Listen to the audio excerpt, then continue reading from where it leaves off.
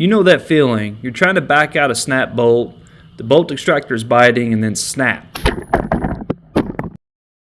Of course it broke.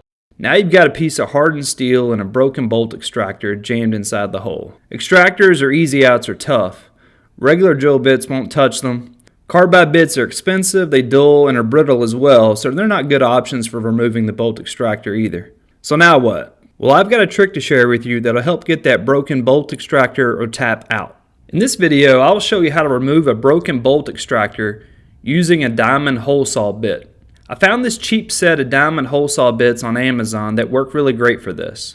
They're used for cutting and grinding tile, marble, and granite, but are tough enough to grind out that broken bolt extractor or easy out. This will also work for broken thread taps, as taps are made of similar steel and often break off in holes as well. I'll put links to these diamond bits in the video description and comments below for your convenience. Extractors are made of hardened tool steel, which is harder than most any drill bits you can buy. But diamond is harder than everything. Instead of cutting, we're going to grind the extractor away slowly, kind of like sanding a rock but on a microscopic level. This is a slow process and requires water to cool the bit.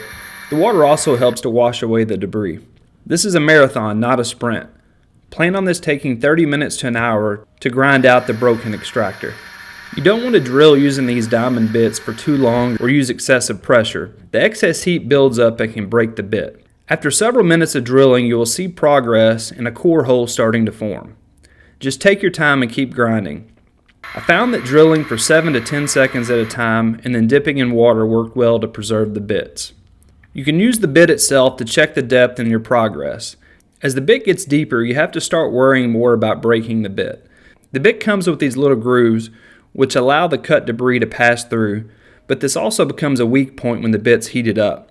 I recommend buying several bits or several packs of these as they're pretty cheap, but they will eventually wear out and may break. So make sure to buy several of them so you can complete the job.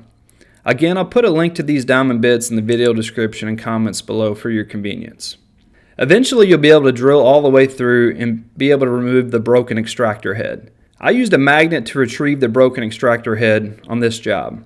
You can see where the diamond bit grounded all the way through the broken extractor, allowing the head to free up. With this extractor bolt removed, now I can get back to fixing my mower and eventually get back to cutting grass.